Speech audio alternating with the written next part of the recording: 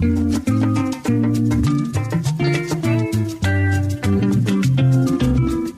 evening and welcome to Lagos Update on Lagos Traffic Radio 96.1 FM. This program highlights the activities of the Lagos State Governor and other state events. I'm Adeola Akindele.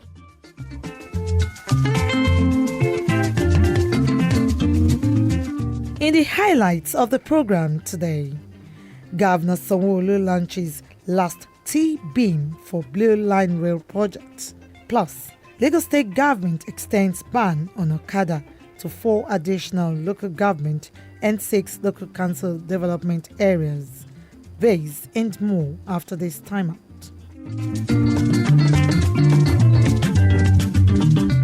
We'll begin today with this story. Lagos State Government has recorded a significant success in compliance in the ban on Okada operations in 6 local government areas and 9 local council development areas of the state. This came to the fore on Tuesday at a stakeholders forum on Okada ban, What's Next, held at Agidingbi, Ikeja. In his welcome address, the Commissioner for Information and Strategy, Gbenga Omotosho, noted that for transparency, Governor Babajide Sanwo-Olu had approved a stakeholders discussion considering the security situation and safety of residents, as well as to attain a greater Lagos. A variety of people there agreed that it was time for us to take Okada out of our system because, as the government has always maintained, Okada is not part of the greater Lagos journey we have embarked on. Okada is not part of what we plan to do in transportation. We believe that Lagosians will have a safe mode of transportation. Lagosians will be able to travel from one part of the state to another in comfortable and safe means of transportation. Commissioner for Transportation Frederick Oladeyinde noted that according to recent statistics in the affected areas within the period under review, show that crime and accident rates reduced astronomically by 86% and 63.7%, while a total of 7,500 motorcycles were impounded and crushed accordingly. So there'll be more first and last mile buses. We would ramp up the BLT. We would ramp up the regular operations of the regulated services that we began with Lamata. And so people would have alternatives to move from one point to the other. The state government's existing intervention aimed at empowering how citizens should equally be assessed as an alternative means of livelihood for the affected riders. These interventions are coordinated by the following MDAs. So we have the Ministry of Women's Affairs and Poverty Alleviation, the Ministry of Wealth Creations and Employment. We have the Office of the Civic Engagement. We have the Office of the Sustainable Development Goals. We have the Lagos State Employment Trust Fund. We have the Ministry of Agric and the Ministry of Education. Panelists at the event who commended Governor Babajide Sanwo-Olu for the ban in 6 local government areas were unanimous in agreement that the transport system in the state and the country should be restructured, while the government should optimize modern system of transportation. According to them, a total ban on the operations of Okada across the state would improve security situation, health, enhance skilled labor, especially among the youth population, reduce accidents and ensure sanity on the road. Look at the economic implication. Many Okadas don't pay tax. And if they are engaged in other jobs, I am sure they will be able to perform their civic duties and be more responsible to the development of their environment or to the state. We want the government to extend the total clampdown on Okada as a means of public transportation because it is not economical, it is not health friendly, it is a threat to the security of life and property. The youth constituency are 100% in support of a total ban of Okada in the state. Politicians should stop empowering the youth with Okada in Lagos State if we are serious about this. It will be recalled that the state government inaugurated Lagos State Anti-Okada Squad for effective enforcement of the ban, ensure total compliance by motorcycle operators while the motorcycles seized are being crushed regularly. Spotlight has been on Okada operations within the state as a result of their non-compliance to traffic rules and regulations, as well as the fact that it is adjudged the only means of transportation, but is used to easily and successfully perpetrate all sorts of crimes: robbery, kidnapping, supply of arms, attack, due to its maneuvering nature. Lagos State Governor Babajide Sanwo-Olu has launched the last T-beam of the 27 kilometers Blue Line Rail project from Okukumaiko to Marina.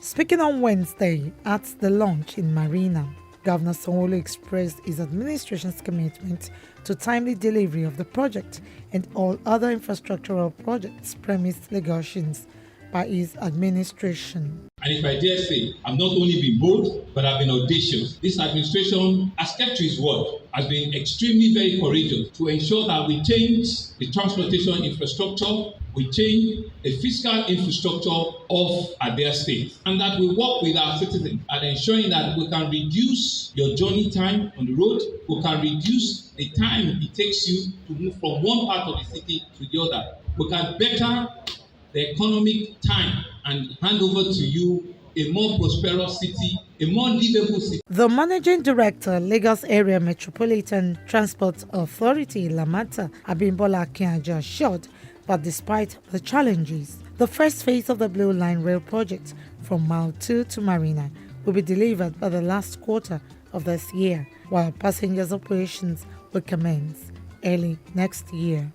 We are currently, with the support of Mr. Governor, retrofitting the train stations at Mile 2, Alaba, Igamu, and National Theatre in readiness for passenger operation in the first quarter of 2023. During a recent visit by Mr. Governor and his team to the Blue Line, we demonstrated the ability to scale up our Cowrie card as a payment option for the rail services. This is to ensure that we have a single payment platform for all regulated public transport services. Chairman of CCECC, Leo Wing-Ming, who expressed gratitude to the Sanwo-Olu administration for support and assistance to the company in achieving the milestone, described the Blue Line Rail project as significant in the history of rail transportation in Lagos. The Consul General of the People's Republic of China, Chu Maoming, who appreciated the Lagos State government for its efforts, noted that the partnership would strengthen the relationship between Nigeria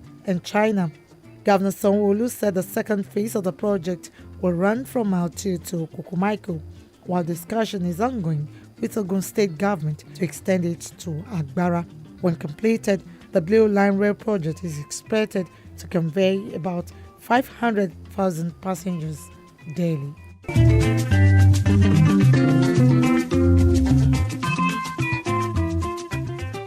Away from that story, as part of the strategy to harness resources as well as best brains from across the world and deliver the desired quality education to learners, the Lagos State government is set to host an education summit. Speaking on Wednesday at a press briefing, Commissioner for Education Folashade Adefisayo said the summit is slated for 30th and 31st August is with the theme Creating a Sustainable Fit-for-Purpose Education Model. Adefisayo stated that the summit is also expected to provide a platform for public and private education stakeholders to co-create ideas and solutions.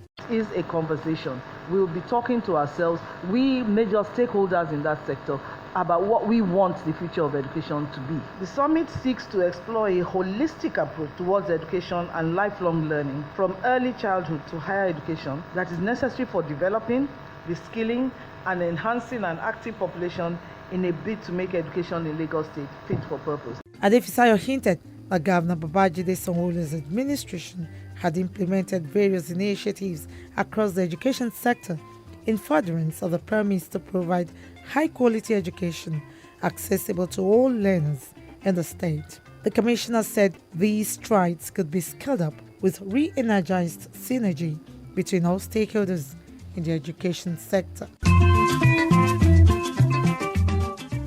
2 days after a stakeholders meeting to review the ban on Okada operations, the Lagos State government announced the ban in additional 4 local government areas and 6 local council development areas of the state, with enforcement taking effect from 1st of September. The additional local government areas are Oshofe, Oshodi, Solo, Sanwo-Olu, Mushin, while the SCDAs are Ikosi, Sherry, Agboyiketu, Isolo, Ejigbo, Bariga, Udiolowo. Speaking at a press briefing on Thursday by members of the Interministerial Committee on Okada Operations, Commissioner for Transportation Frederick Oladende noted about 200 new first and last mile buses will be deployed to these areas at the Lagos Area Metropolitan Transport Authority Lamata in Mafoluku, Oshodi, Mushin, Sanwo-Olu, Alakpere, and other areas in Koshofe. So there'll be more first and last mile buses. We would ramp up the BLT. We would ramp up the regular operations of the regulated services that we began with Lamata. And so people would have alternatives to move from one point to the other. The state government's existing intervention aimed at empowering our citizens should equally be assessed as an alternative means of livelihood for the affected riders. These interventions are coordinated by the following MDAs. So we have the Ministry of Women's Affairs and Poverty Alleviation, the Ministry of Wealth Creations and Employment. We have the Office of the Civic Engagement. We have the Office of the Sustainable Development Goals. We have the Lagos State Employment Trust Fund. We have the Ministry of Agric and the Ministry of Education. Commissioner for Information and Strategy, Bengal Motors, noted that Okada riders can take advantage of the first and last mile buses as a group by forming a cooperative to pay in installments as alternative. Generality of people there agreed that it was time for us to take Okada out of our system because, as the government has always maintained, Okada is not part of the Greater Lagos journey we have embarked on. Okada is not part of what we plan to do in transportation. We believe that Lagosians will have a safe mode of transportation. Lagosians will be able to travel from one part of the state to another in comfortable and safe means of transportation. To enhance the strategies as protection of lives and properties is a collective responsibility. Residents have been urged to call the following lines: 0903 8208 154, 0916 965 585, 0903 4810 153, 0903 3090 8615 for complaints and feedbacks. All enforcement agencies in the state have also been directed by Governor Babajide Sanwo-Olu to carry out the enforcement alongside the anti-Okada squad, while those found flouting the rules will face the wrath of the law. And finally, on the program today, Lagos State Governor Babajide Sanwo-Olu has urged commissioners of economic planning and budget across the Federation to be fair, firm, and courageous to ensure the outcome of their budgeting enhance governance and impact the people positively. Governor Sanwo-Olu stated this on Friday at the 15th Community of Practice meeting COP by the Federal Ministry of Finance, Budget and National Planning in collaboration with Lagos State Ministry of Economic Planning and Budget. Of natural resources, natural occurrences that we saw in COVID and rest of it, our planning should be fairly determinable, should be things that we can fairly guess. And like I said, in the course of the year, even if there's a challenge, you can sit back and readjust it. But indeed, you must have a disciplined budget. Minister of State, Budget and National Planning, Clem Agba, described national planning as a veritable tool for sustainable development and good governance, hence the need for timely action to achieve desired national goals and objectives. Sustainable economic growth will indeed be of particular importance to face the demographic, economic, and social trends that characterize today's Nigeria. Increasing economic growth in Nigeria requires immediate answers to guarantee national peace and tranquility, which must necessarily emanate from sound planning. While explaining the modalities on the Lagos State Development Plan 2052, Commissioner for Economic Planning and Budget, Sami Gubi, noted that the state government will collaborate with the federal government and other states to ensure its feasibility. According to him, the inputs are from experts, citizens' engagement, global benchmark, Lagos State stakeholders reports, and other government development teams. The chairman, COP and Taraba State Commissioner for Economic Planning and Budget, Solomon Elisha, noted that the meeting with the theme Sustainable Economic Growth and Development was to allow commissioners from all the states of the Federation discuss, have proper coordination, and share experiences for capacity development to enhance the economy. About 23 commissioners of economic planning and budget, 12 permanent secretaries, special advisors converged on Lagos for the 2-day summit.